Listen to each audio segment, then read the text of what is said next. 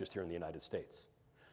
Furthermore, what becomes critically important for you to understand is that brain science is not just a United States enterprise or effort, nor is it singularly an effort of the United States allies worldwide. Increasingly, it is becoming an international, multinational, global, and independently exercised event and endeavor, which increases the capability of the brain sciences to develop not only new theories, but ever more sophisticated tools. I like this slide a lot because what it presents for you, ladies and gentlemen, is essentially a century-long history of brain science, even before it was called neuroscience. Look, let's face it, for as long as human beings were looking in some reflective pool and recognized that the thing looking back at them was themselves, there was some interest in what makes me, what makes me think, what makes me feel, what makes me behave the way I do and you behave and think the way you do. What is my sense of self? Do I have free will, and what is the nature of that, and how can we affect that in a variety of ways that go from the non-kinetic all the way to the kinetic?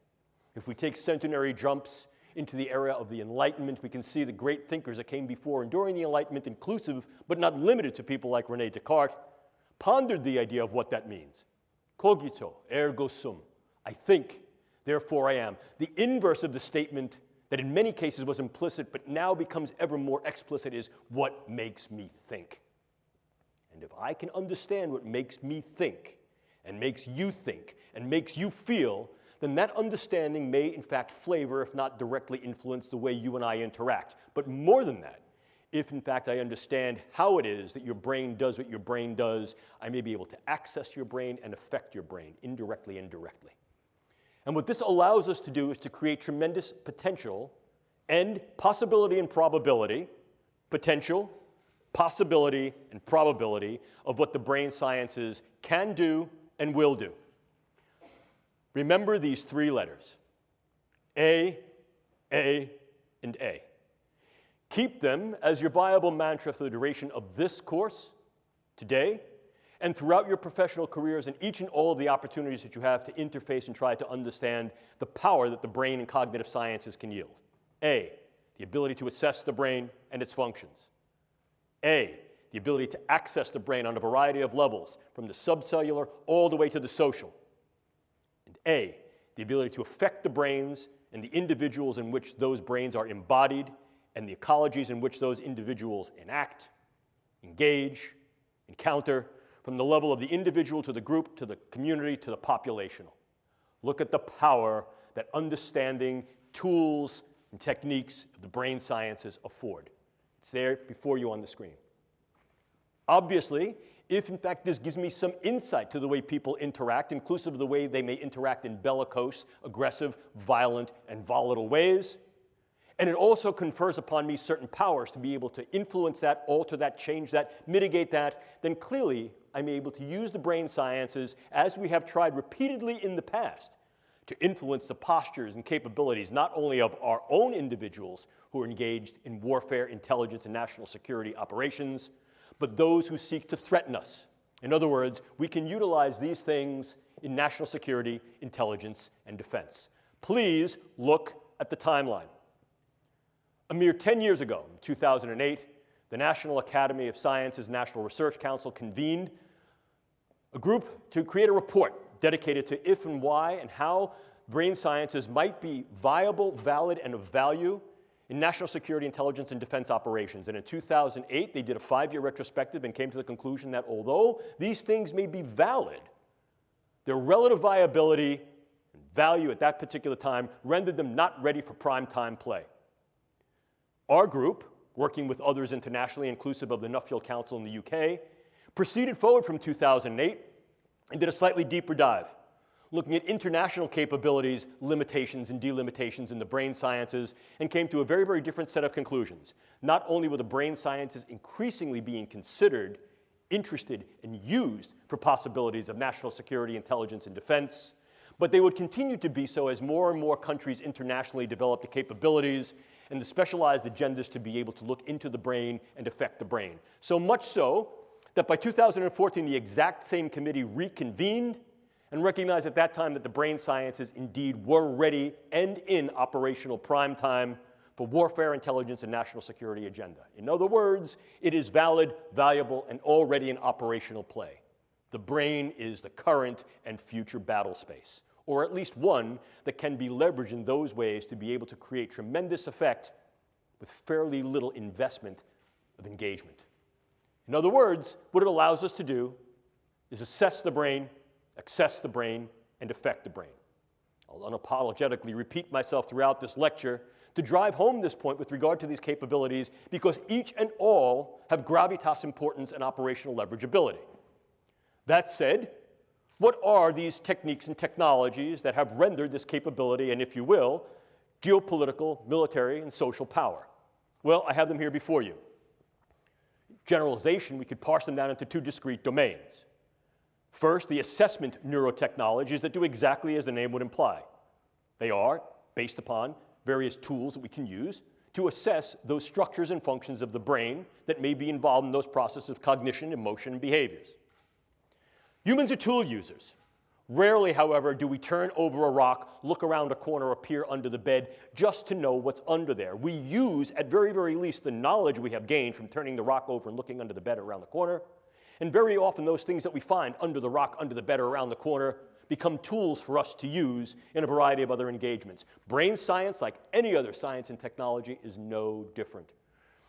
Earlier in the day at lunch, Major and I had a conversation about the viability of different types of research. Science for science's sake. Science just to know because that's where your interests lie. Oh, look, I've been an academic for well over 4 decades, and I can tell you that that kind of research is wonderful. But when that research is generated for a purpose and when it's funded and when that purpose deals with those things that are near and dear to the health, survivability, flourishing, and protection of kith and kin, then that research is operational research that has an end goal of use. This is what this is about. It's not just a question of trying to figure out what makes the brain tick and the way it's built. It's can we get in there to affect the ticking and talking, and by affecting the way that brain is built and the way it functions, influence in ways that are kinetic and non-kinetic the attitudes, beliefs, thoughts, emotions, activities, and relative vulnerabilities and predispositions of those individuals for whom both we are responsible in terms of our own forces, perhaps to make them better, more insulated against injury, operationally protected and enhanced, and those who may threaten us.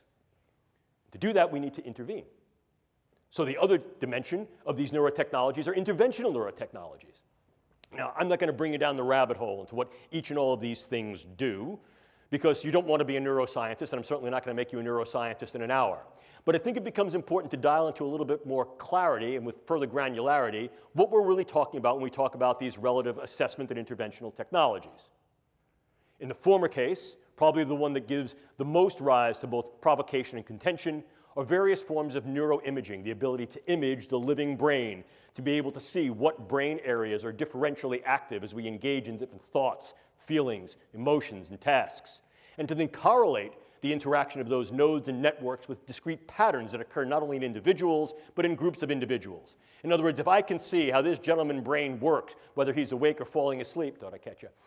The idea there is that I can then understand, I'm only kidding, I can understand better, relax, I can only understand better not only what makes him happy, agitated, engaged, or tired, but I can then in some way alter my discourse to be able to make him feel happier, more engaged, and less tired.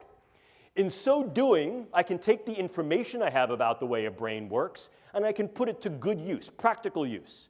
Think about this. If I know what makes you tick as an individual, and I'm then able to generate patterns of how you as an individual relate to, are similar to, or different from other individuals, I may be able to then generate information that allows me to interact with you on ways that are more meaningful to our level of interaction. In other words, the more I know about what makes you tick, the more my interactions can be geared with you to make you tick the way I want you to.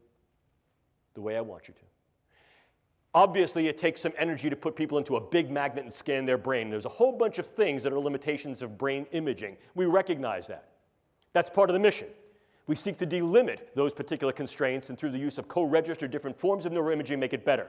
Some of these forms of neuroimaging are fieldable, operationalizable in field missions. Some of them are not. We're seeking to make these things more operationalizable, not only for military medicine to assess individuals who may have incurred brain injury and or the effects of brain injury inclusive of things like PTSD and other forms of neuropsychiatric disorders, but also to understand better how it is that our individuals are able to think through certain situations, how their brains work, and be able to classify those individuals and perhaps specify the way we train them, the way we sustain that training, and the way we maximize their performance. We can use other methods as well: genetics, biomarkers, and information. And that information is critical. One of the things you must learn is, as military personnel, your demographic, biological, social, and psychological information exists in your jacket and is, in fact, retrievable in real time. That information becomes ever more important as we try to understand the you-ness of you. And the nature to classify that information, hold that information secure, doesn't only exist on the medical side with regard to your HIPAA records, but increasingly is becoming a concern for national security when these large-scale, big databases of brain structure and function, physiology, biopsychosocial demographics become ever more available and ever more relevant to what's making you tick, what's making you talk, what's making you strong, and what's making you vulnerable.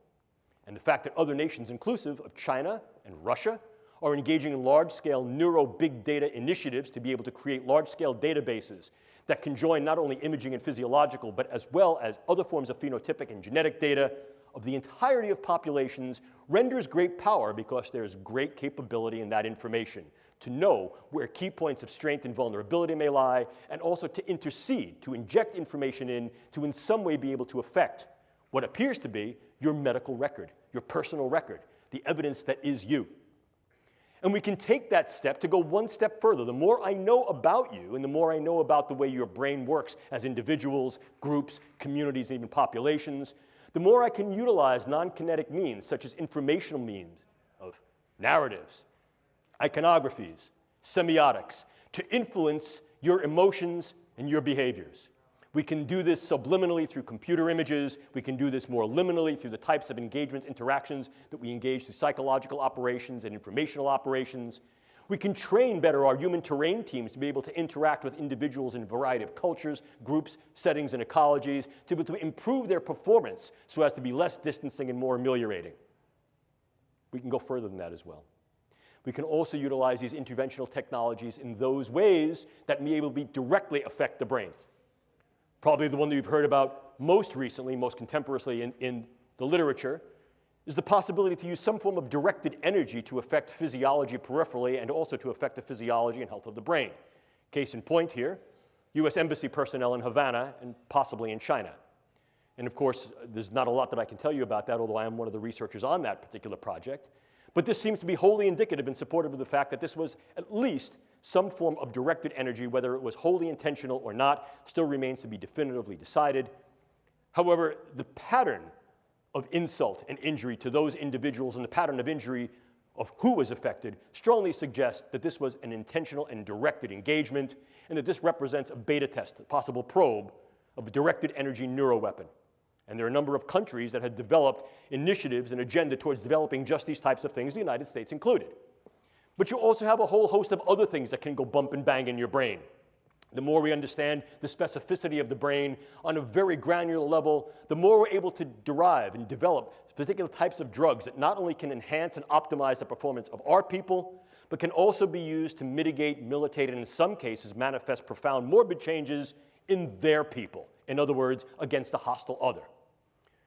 Drugs can be exceedingly specific, and as I'll show you in a moment, can be very, very much used to individualize weaponology in terms of what we call precision pathology or precision effect. We can go further. Clearly, one of the things we can also do is transcranial neuromodulation, the idea of going through the skull to modulate the node and network activity of the brain, to optimize the performance of key individuals in certain tasks and performances that are relative to their missional space. And we can also do that against hostile or perhaps belligerent others. We can go further to implant certain brain-machine interfaces. These are many of the DARPA programs that you may hear of now. Probably the one that is most notorious, in a very good sense, is something called the N3 program, which is the non-invasive neurosurgical neuromodulation program being run by their program manager, Dr. Al Mundi. The idea here is to put minimal-sized electrodes in a network within a brain through only minimal intervention to be able to read and write into the brain function in real time, remotely. The United States is not alone in such efforts. And then, of course, you also have the things that are a little bit more traditional. If we talk about things that can be operable in the biochemical space, we ordinarily talk about drugs, bugs, toxins, and ever more, we're considering devices. At the last Biological Toxins and Weapons Convention, the RevCon, it was then raised by the Australia group that we need to be a little bit more salient in our attention to those possible neurotechnological devices that may be able to be weaponized. Our group has also argued that the current considerations and extant categories of the Biological Toxins and Weapons Conventions are not detailed enough to be able to appreciate or keep pace with the advances in this form of science that can be weaponized that poses a risk and threat on the battle space. So, how then can we use these elements as weapons? Means of contending against others. Formal definition of a weapon, right out of the Oxford Old English Dictionary. Means of contending against others. And we can do that in a number of ways. We can militate their behaviors and their thoughts in some ways as to make them more amenable to what we do, the idea of positive weaponology. Or we can in fact mitigate and in some cases completely nullify their capability, will, or engagement to fight. If we combine those two definitions into one, what we find is those agents that will either change individuals' thoughts, vulnerabilities, volatility to violence and aggression, or incur morbidity, dysfunction, and or mortality in such a way as to then mitigate the engagement altogether. You still with me? That said, we can break down any form of weaponology into two discrete categories: soft weapons and hard weapons. In the former categorization, soft weapons include but are not limited to such things like economic leveraging to create economics, market values, market presence, presence at international bargaining tables to develop international power and leverage as a soft weapon. Clearly, the more we're able to make an impact in a field, in a dimension, by virtue of research, medicine, technology, infiltration into a variety of areas of the public space, the more we're able to yield economic strong-arming, economic leveraging. I think an important consideration that I'll reiterate later in this particular lecture is that there are countries outside the United States and or the West that are increasing their capabilities by intent in the brain sciences so as to be able to gain this type of economic leveraging in international global markets, in medicine, science technology, and the military. Most notably among them is China. We'll talk more about that momentarily. But we can also utilize weapons in more of a soft approach, as I mentioned earlier. The more I know about what makes you tick, the more I might be able to do things like weaponize the approach that I then take towards you in my interactions and engagements with you. Here we can utilize the brain sciences for psychological operations. Most notably, one of the DARPA programs run by the program manager Bill Casebeer, Dr. Bill Casebeer, who subsequently went on to be a program manager at Lockheed Martin and run their brain-machine interfacing programs. Bill Casebeer's program was called Narrative Networks. And one component of the Narrative Networks project was something called neural narratives. If we understand how it is that brains and individuals, groups, and populations respond to certain forms of imaging, memes, iconographies, engagements, the more we may be able to tailor those things through our psychological operations, propaganda, meso, to be able to engage these individuals in more positive ways or in ways that are more influential, to be able to direct their behaviors, their predispositions, and perhaps their engagements with us on a variety of levels from the individual all the way up to the political. But then, of course, we move into the more harder forms of weapons, things such as bullets and bombs. And here, once again, let me reiterate what we're talking about on the neuro side, are drugs, bugs, toxins, and devices. But of course, if we spill over the idea of soft weaponology into a hard weaponization, we also see the use of biodata as a viable weapon. Manipulating biodata so that I can then put into your particular medical records subtle information that may change the disposition of whether you're sick or not, change how you're treated, influence the postures that go to you in terms of insurance, care, viability for military service. By altering that information, by changing those data, by purloining those data, I essentially change the you of you. And I can do that in very subtle and insidious ways. Furthermore, I can do that on a variety of different levels that can affect key individuals so that, in fact, your medical record changes to thereby render you incapable or at least invalid to be able to serve in a way you're serving. Or I can do that on a much larger scale, groups, populations. And if I change those data, I change the way you're being regarded and treated. And I can do that in one of two ways. I can do it in such a way that you're going to be regarded in a negative sense, or I can do that in such a way that I'm going to treat you incorrectly. If I say, for example, you have a particular allergy, or you have particular sensitivities, or you have a particular disorder, you will be treated for that, and that could then harm your health and your stability in both a short wars approach as well as a long wars approach. But if we take a look at this in a little more detail, you can see that once again it folds back to the idea of what can we do to ours and what can be done to others. Clearly, One dimension, one domain of operational viability and value is to enhance the capabilities of the combat and intelligence operator across a range of scalabilities in both general purpose and more select forces. And this is the idea of neuro-enablement. Neuro-enablement. You will hear this referred to in a variety of different ways. Performance optimization, enhancement, enablement, maximization. These terms mean something. A number of years ago, our group was tasked with the Air Force to develop a lexicon, a nomenclature, that would be able to define these in more precise ways. And I'll not bore you with that now. But the idea of enablement gives forth, I think, a particular meaning that's relevant. You're enabling individuals to do some aspects of a performance of a task that is germane and justified to their operational mission, and that is, in fact, done with regard to protection of their charges. So in other words, we're saying, we're going to make you good to go, and we've decided that this is good. The reason this can become problematic, of course, is that what definition of good are we using? What we define, whoever the proverbial we may be, to be good, might be quite different than what they, whoever the proverbial they is. And as a consequence, we have to keep a much broader window of opportunity and possibility open to be aware for the potential benefits, burdens, and risks that this type of engagement may pose. What types of things can we do to make our people better, if you will? Well, certainly we can use a variety of advanced psychopharmacologics and neuropharmacologics, in other words, drugs. And I refer you to a wonderful book written by a colleague of mine, Professor Jonathan Moreno, called Mind Wars. First edition came out in 2006, second edition came out in 2012. And Professor Moreno does a very good job in defining and explaining the history and historicity of the way the brain and cognitive sciences had been used in national security, intelligence, and defense operations, both by the United States and more globally. And what we see is that this is certainly not a new event. We can look back into antiquity and see that there have been attempts to try to maximize the performance, capability, sustainability, and protection of those individuals who are operational warfighters, literally from ancient Rome and Greece all the way to the 20th and now 21st century. It's the tools and techniques based upon the understanding and depth that we have that increases the granularity and specificity of effect and increases sophistication and gravitas of outcome.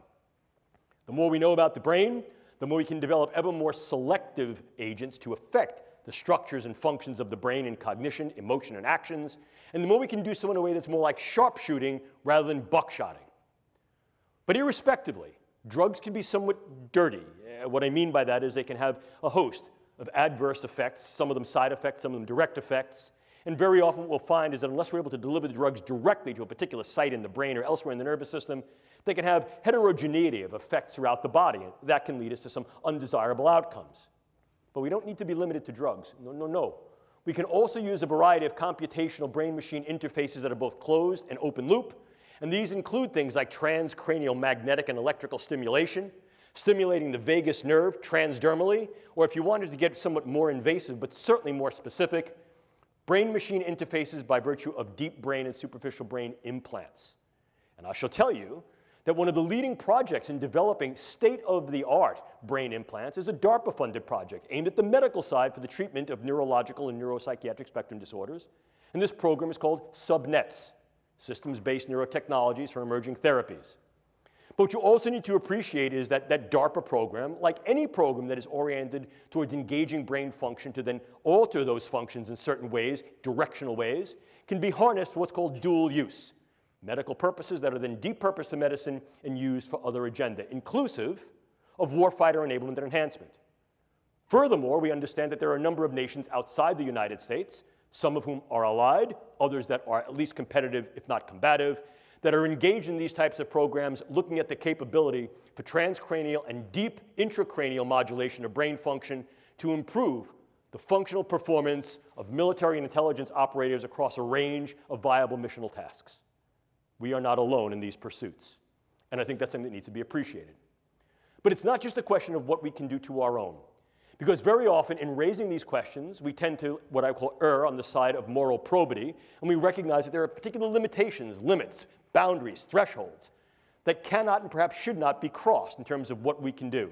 And if we intend to cross them, we only cross them with consent, and that consent is highly contingent upon the necessity of a continuity of research and clinical care, understanding what happens to the individual once they've been enabled and enhanced, and what may happen when they're no longer enabled and enhanced. In other words, more colloquially, when Superman goes back to being Clark Kent, what happens to Clark becomes the burden and obligation of our responsibility. However, those ethics are not homogeneous on the world stage. And the idea of pushing the envelope of what can be done to the combat warfighter and intelligence operator, and perhaps more broadly to those individuals who may oppose particular regimes and or may be military fighters against your own regime, is very often bounded by, and in some cases deconstructed by philosophies, cultures, and ethics of those individuals who may be competitive, if not combative to us. So in other words, this can also be weaponized against others. And this is where we get into the idea of novel neuroweapons. Once again, this is not necessarily new, but the momentum of this dimension of the field has accelerated as a consequence of increased understanding of the brain and increased capability to develop tools and techniques to access and affect the brain. So what are we seeing here? Well, take a look. We see in-close neuropharmaceuticals and organic toxins. What's new about this is the in-close nature of this. Increasingly, we're not seeing these things as weapons of mass destruction against gross aspects of the population. Although, certainly, many neuroweapons such as sarin gas and VX and other forms of neurotoxic agents can be leveraged against large groups of people, but that's messy. More specifically, perhaps, might be targeting individuals on a level that allows either direct attribution or covert engagement with non-attribution. Let me give you an example of what I mean. So this gentleman is the leader of some group, a political group, a social group, a combative group, and under the veil of a white flag, he and I are now to have some kind of a caucus, a meeting. And during that meeting, what I do is I lace the rim of his drink, or his pen, or his seat, or something in his immediate environment with very, very low-dose drug or toxins that are going to affect his stability. They may affect the way his brain works, and as a consequence of that, they can affect the functions of his brain, his thought patterns, his relative emotionality, and the behaviors that go along with that. One of two things might happen. He might be completely incapacitated as a consequence of this, or he may change his level of capacity and engagement so that he went into the meeting thinking, I hate this guy's my enemy. He walks out of the meeting going, I love this guy's great. Now what could happen? If in fact this is a gentleman who has charismatic, financial, elected, or dictatorial power, it may be that his followers will then follow him blindly. He came into the meeting as a leader of those followers who were bellicose, who were volatile, who were violent and aggressive. He comes out of the meeting and he tells them to change their behaviors, and they do. Or I could sever the trust. By now, he leaves this meeting, he's espousing a very different philosophical stance and orientation, and his followers no longer adhere to his precepts, his tenets, or his lead, and I fractured the relative arrangement of trust, engagement, capability that he fostered, leaving that population disrupted and vulnerable to intervention, to a coup d'etat, to a junta, to some type of insertive reassumption of leadership. You see how this can work? Furthermore, I can use this very tactically. Some of these agents allow me to assemble the agent on site and not have to stockpile it, which allows me to take the components of this agent into and out of a country relatively covertly, target a specific individual, change or eliminate that individual with very little attribution and trace, and be able to leave prior to any attribution. Think Novichok. Or I could assemble very small quantities of this that would then allow a specific intervention, characteristically in a place that would not allow such an intervention. Think of the use of a derivative of VX in an airport. But I could do more than that. I could also incur much broader type of ripple effects. And one of the ways I could also do that is with what's called high morbidity neuromicrobiologic agents. It's a real fancy way of saying neurobugs. But high morbidity neurobugs. I may not want to kill a lot of people. In fact, arguably, I may assume what is sometimes referred to as the Sailor-Malin mantra. For those of you who may be fans or students of military history, you may remember that Sailor-Malin, Wing Commander Sailor-Malin, was a South African who flew with the Royal Air Force during the Second World War. And he became well known during the Battle of Britain for shooting up German airplanes but letting them limp home, particularly bomber aircraft. And they would ask Sailor-Malin, oh, Wing Commander, why didn't you shoot that plane down? And his adage was simple.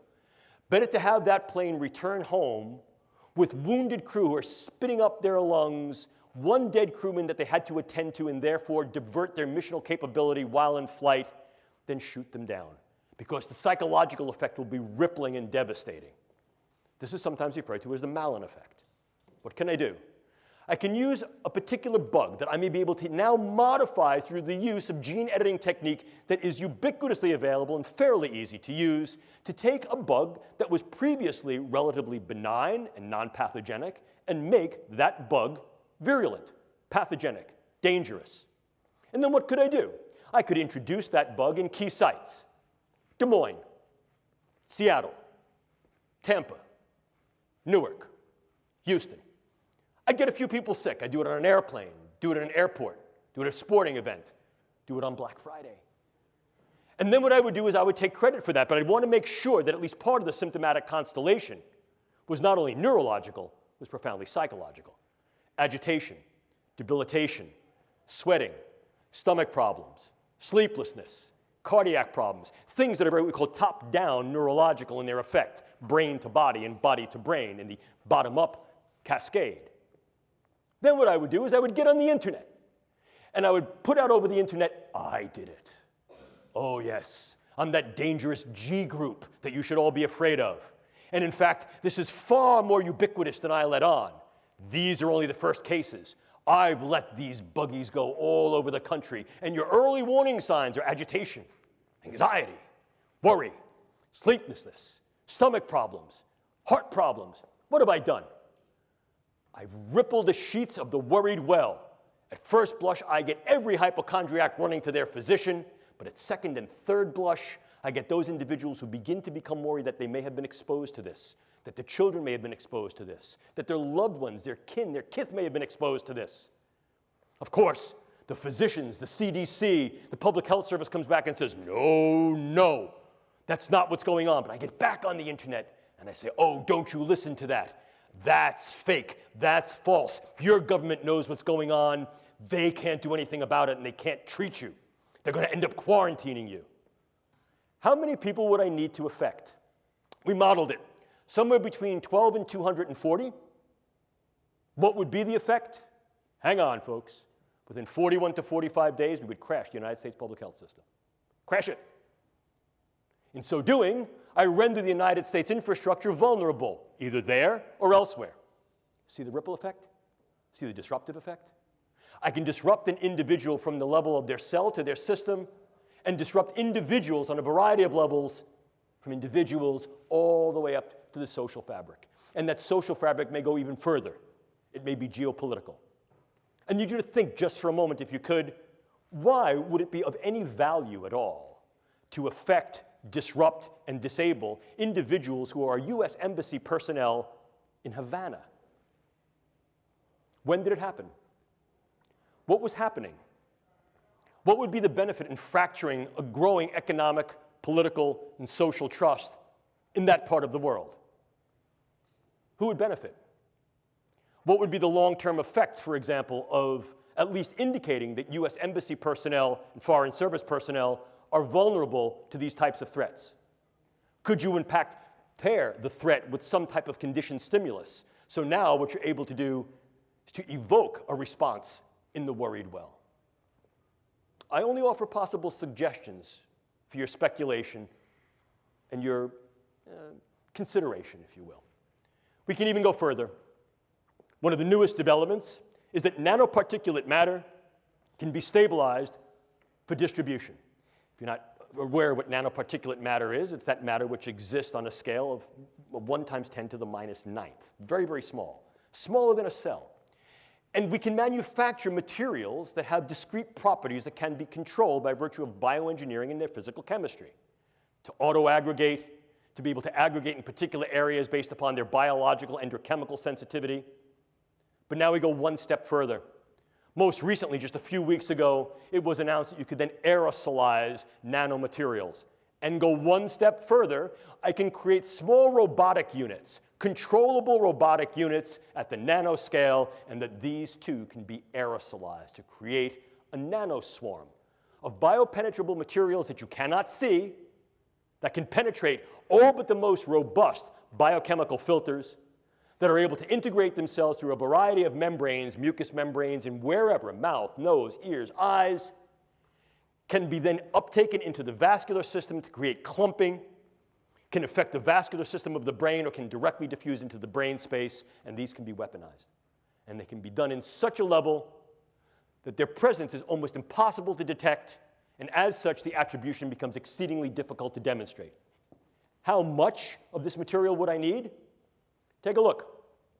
This is the front of my pen.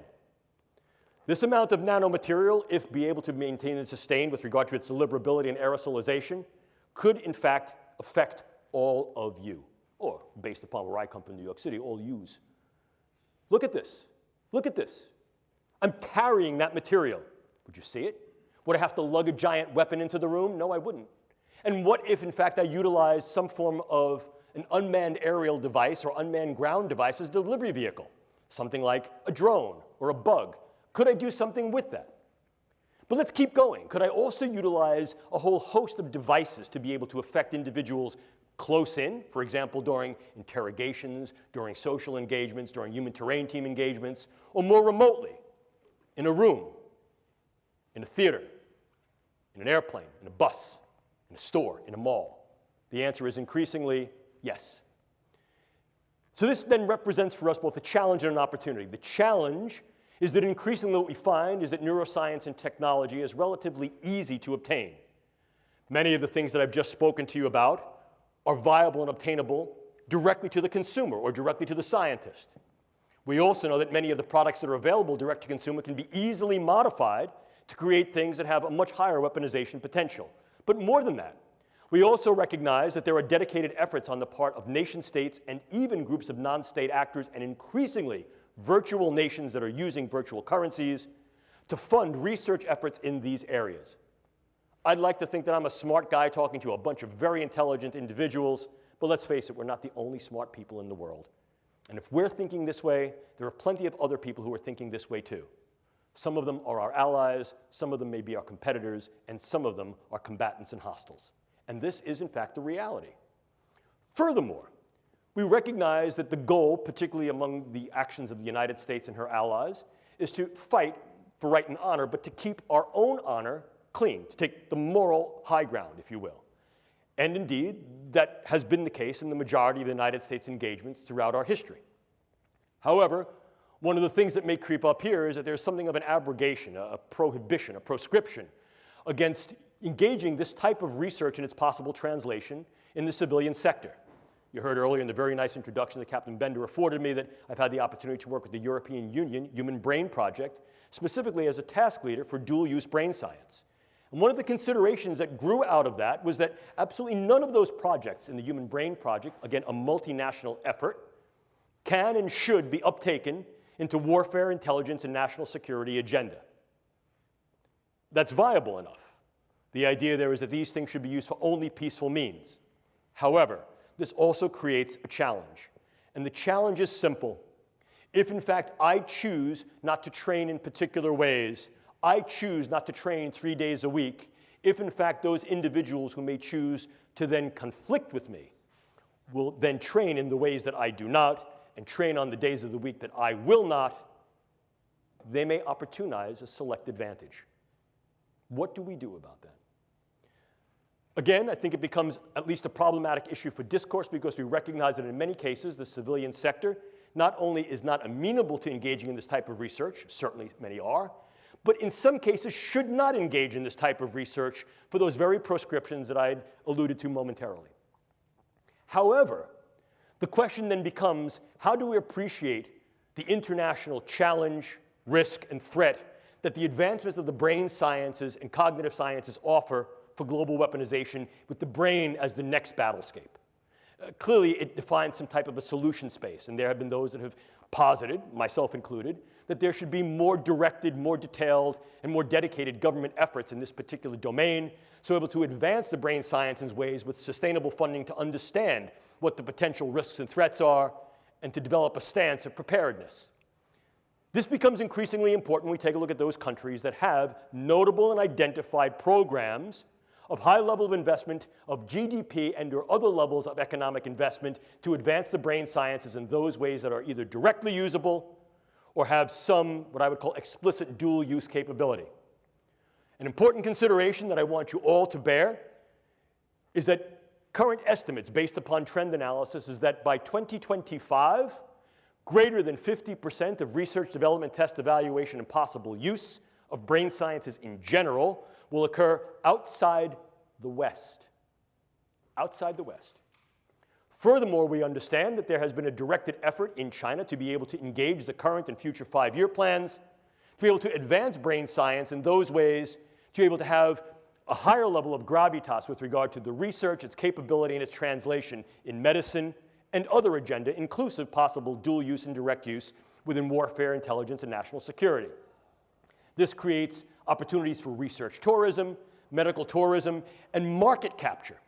And again, that market capture can be leveraged as economic warfare in terms of being able to destabilize the global market and the global economics that is relevant upon this form of bioscience and technology.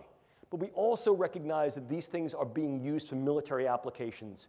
Certainly, there are directed opportunities and directed agendas for doing that within China. We also recognize that there have been activities and directed initiatives in the former Soviet Union that have now been translated and perpetuated into the current Russian infrastructure of biomedical science for military purposes. And a number of other countries have directed efforts in this space, inclusive of Iran, North Korea, India, Bolivia. Certainly among the US and its allies, we recognize that, the United States, the UK, Canada, Israel, and there are governmental efforts within Europe. We recognize also there are efforts in Japan. But there's another looming threat. The threat is the non-state actor. The threat is the virtual nation. They can establish sovereignty within a sovereignty so as to be able to say that we are immune or inured to your rules and regulations. Essentially, possibly destructive diaspora. And increasingly what we're seeing is the use of Bitcoin currencies and the like allow the finances of these types of things to be sustained in ways that were heretofore economically unimaginable, if not incapable. So as a consequence, what we're recognizing is that the threat parameters, the risk parameters, as well as the challenge and opportunity parameters are growing. We're equally concerned about the do-it-yourself community, not because this community of biohackers represents an inherently malicious or nefarious group, but because of their relative vulnerability to infiltration. And we recognize that to such an extent that at present, the Federal Bureau of Investigation in this country has dedicated ongoing efforts to try to maintain continued communication, interaction, and engagement with this community so as to be able to better surveil their relative vulnerability to purloinment, infiltration, manipulation, and misuse. Clearly, if we're looking at these things as possible destructive weapons, the more characteristic or classic criteria of drugs, bugs, and toxins meet at least some of the extant categorizations of the biological toxins, weapons, and chemical conventions. However, as disruptive agents, as those agents that may be assembled, developed anew, that do not meet these criteria, you can then get skirting of these extant treaties and these extant signatory documents, and as a consequence can develop these means, these methods, tools, and technologies essentially below the radar. Moreover, as disruptive elements, they need not be mass-produced or stockpiled, but rather their ingenuity is that they're able to be assembled in situ in relatively low quantities and used with specific effects against individuals and small groups to be able to incur disruptive effects, not only within that organism or that group of organisms, but beyond the organismic level, to the systems level, to the social level, to the geopolitical level. There's great power that can be leveraged there. Clearly, what we can do is provocative. Therefore, what we should do remains at issue. Ladies and gentlemen, I do not have answers for you, but I will pose several questions and possibilities. One of the things we have to understand is that this represents, if you will, a bioscientific speedway. Consider the true speedway. Lots of entries. I've already shown you the entries. Very fast pace. The speed of translation from concept to construct in the brain sciences is about 60 calendar months, and increasingly that's being compressed. So the developments in the brain sciences that reach a tech readiness level can be achieved within 48 calendar months. It's very fast. Certainly we know not only there are many entries, it's very fast, but the prizes are tremendous. Economic prizes, prizes of notoriety in the biomedical front, prizes of power, capability, and weaponization on the WINS front, weaponization, intelligence, national security front. We also recognize that there are risks and possible harms, not only to those who are on the track, but to those who surround it. So the idea is, if in fact we're going to move into this space, how can we move into this space with some prudence? How do we move into the space pragmatically? And how do we move into the space in such a way that is prepared? Our group was tasked with developing these protocols and paradigms, and we referred to them as the operational neurotechnology risk assessment and mitigation paradigm, the on-ramp to the neurobiotechnological speedway, if you will. I won't bore you by reading the slide, but I do want you to pay particular attention to the lower box. That's Zig Brzezinski. In 1970, he was prescient, had foresight, and said in 1970, in the coming decades, we will see an increasing viability and value of being able to affect the neurocognitive space. There was something of the sort of crystal ball in that statement. We are there, and increasingly will be ever deepeningly there based upon not only our own initiatives, but those initiatives of groups around the country. This is a space that we need to at least be prepared for. A simple precautionary principle will no longer obtain. Why? Number one, it shouldn't. Number two, it's anachronistic. Just because we recognize that in some cases the risks may be high and there may be certain benefits, a simple precautionary principle says if the risks or threats outweigh the benefits, don't go. However, we need to also be equally preparative and take a more advanced precautionary principle that says we must examine the potential, the probability, and the possibilities of what those risks and threats are relative to the benefits of a stance of preparedness. And preparedness very often includes engaging the research to understand how these things work and how they can be used. How do we do it? Well, these are some of the contingencies that I offer simply as proposition for you. I ask you to consider them. Number one, what is the technical rightness of any and all form of neuroscience and technology in these types of agenda? What are key situational variables that may be germane to its use or non-use? Is there evaluation or some revision of the various ethical concepts that may be able to guide these uses in practice? And might we need to develop, in some cases, new frameworks, new foundations of ethics that are more applicable, given the fact that the science and technology may be running at a speed to which our ethics and policies may not yet be apace?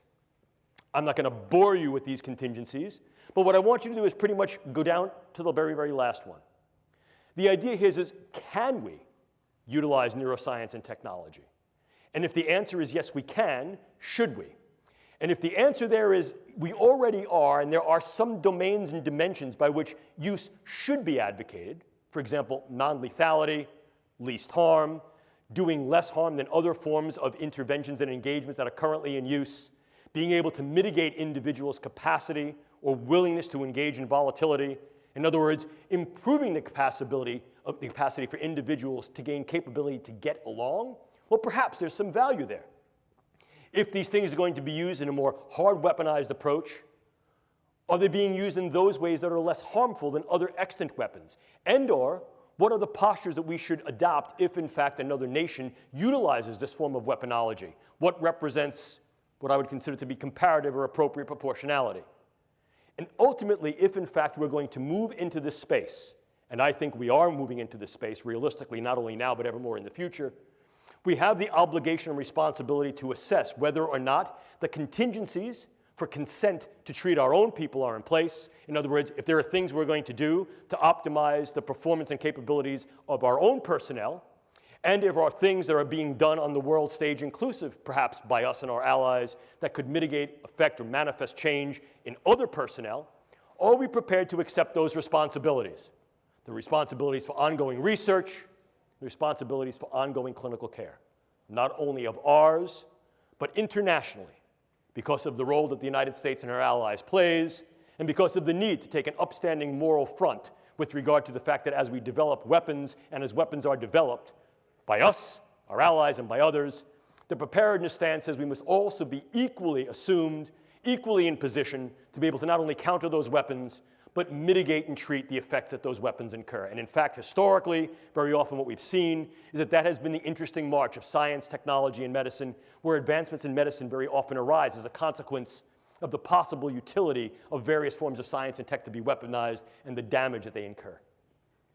But the question still comes up, ladies and gentlemen, what ethics shall we use to guide research, test, development, and perhaps utilization of neuroscience and neurotechnology in these agenda and initiatives. Clearly, here in the United States, as with any open society, our military has relative transparency to the polis for our intents, our goals, and our operations. Absolutely, certain things are held confidential and classified. You don't show the other team your playbook on Friday and expect to win the game on Sunday. Yes, of course.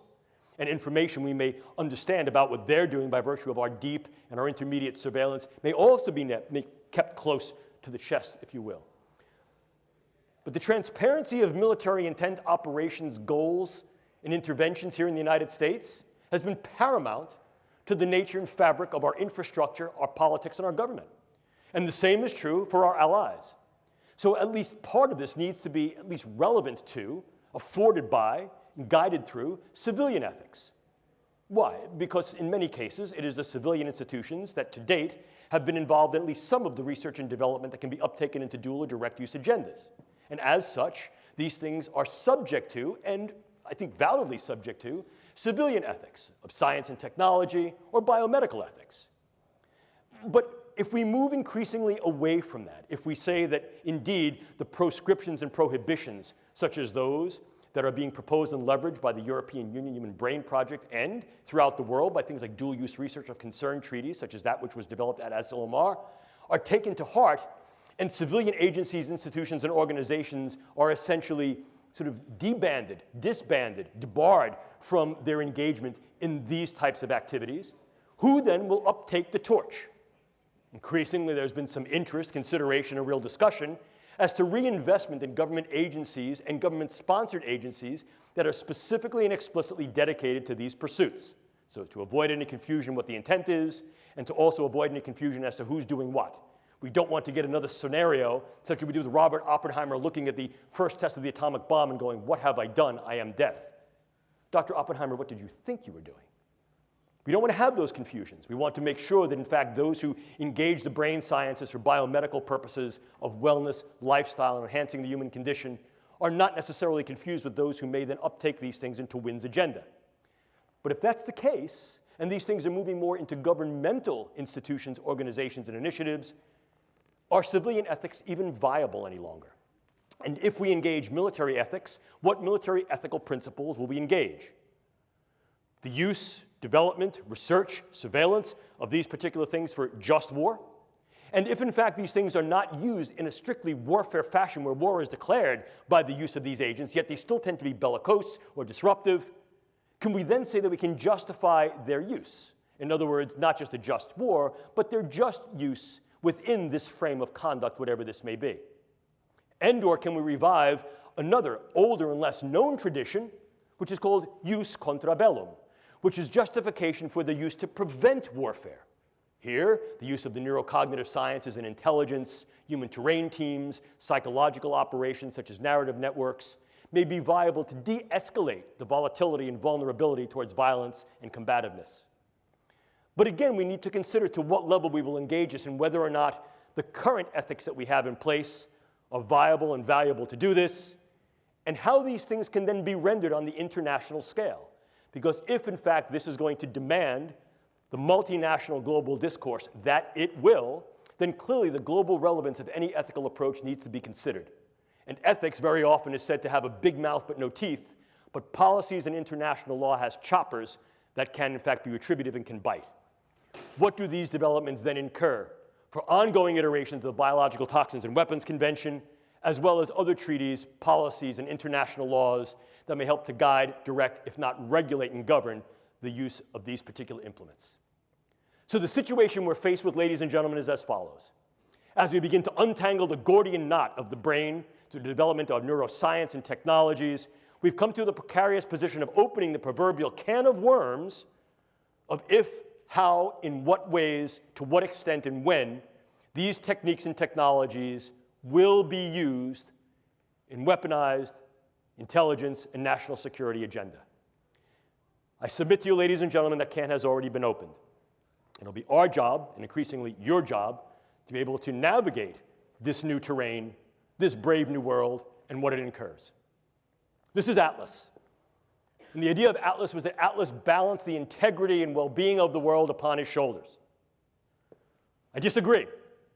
Atlas of the 21st century, as you see here, balances the world upon her head. What we know about the brain, what we're able to do with the brain, and of all those organisms that are embodied and have one that exist in their various environments, cultures, and ecologies. Because the brain sciences and its technologies confer tremendous capability of knowledge, intervention. With tremendous capability comes tremendous power. And with tremendous power comes great responsibility. Look, that phrase is good enough for Spider-Man, certainly was good enough for Goethe and Nietzsche, certainly good enough for me, and I hand that off to you.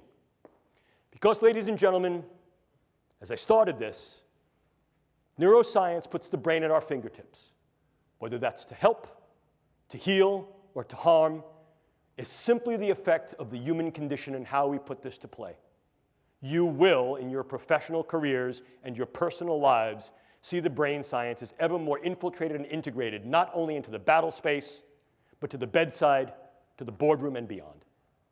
They will be a part of your realistic lives in the way we engage each other, regard each other, treat each other, interact, and perhaps enter into combat. Understanding the brain sciences and their power will become one of your obligate responsibilities, not only as military officers, but as civilians of the 21st century global space. I like to end a lecture like this, usually by giving you a little personal story. My dad, former Navy man, was an engineer. And one of the things Dad liked to do was build stuff. He liked to tinker. I still like to tinker. I like to work with tools. And my dad was a really bright guy. One of the things he did when I was a kid, he'd come home every month and bring me a new tool, teach me how to use it. So that in fairly short order, as a young kid, I became pretty adroit, or at least I thought I was adroit, with using tools. And with all of the impulsiveness and zeal of youth, getting a new tool with only partial knowledge, I remember one day Dad came home and he said to me, "Jim, here's a brand new tool." And I took it from him. I said, "Thanks, Dad," and I went to go running off. My dad put his hand on my shoulder and he said, "Jim, slow down. Measure twice. Cut once. Sometimes you can't go back." Ladies and gentlemen, these are the brain sciences. They can and they will increasingly be used in national security, intelligence, and defense agenda globally. We need to measure twice and cut once and make sure that the cut that we make is one that is for good, one that is for right, and is one that does not cut our own throats or the throats of others in those ways that are irreparable. I leave you with my father's wisdom. These are some of our white papers that we've submitted to the Strategic Multi-Layer Assessment Group of the Joint Staff of the Pentagon. I can make these slides available to you. These are now all open domain and available to your perusal. If you're interested in some of our ongoing work by my research group, I provide you with some of our own work. And this is the part of the lecture, I'm going to look right at the camera, that is the unabashed self-promotional plug. If you're really interested in this, I've only had the wonder and opportunity to engage with you for about the past hour or so. If you're interested in going further down the rabbit hole and reading about this in greater detail, granularity, and specificity, I recommend this to you. Not because I'm going to go out and buy the new Maserati when you all buy the book, but because I'm very proud of it. And I'm proud of it not because I wrote it, because I only really contributed a couple of chapters. I'm proud of it because bringing this together was a multi-year effort that grew out of a set of, at first, somewhat sensitive but unclassified and some classified conferences that we had that were then subsequently declassified, and then also brought together international leaders in the field of military science, bioengineering, neuroscience, philosophy, ethics, and law to provide their perspective, their lens, their vision and voice as to what's going on in this domain at this point, with some speculation, vision, and proposition as to what may need to go on in the future, so he's able to opportunize the capabilities of the brain sciences and meet and be prepared for the challenges that it offers in this space. At this point, I'd like to thank you all for your attention. I hope I haven't bored you. If you wish to get in touch with me, feel free. Just put in your subject line USMA, so I don't think you're trying to sell me Viagra. Not that I wouldn't buy it, but this way I know where it's coming from. If you want to ask questions, you have some time to do that now. If you don't get to your questions, feel free to email me. I will email you back. It may not be that day or even that week because I may be busy or traveling, but I will, in fact, email you back because that's my obligate responsibility to you. Thank you, ladies and gentlemen, for your time. Appreciate it.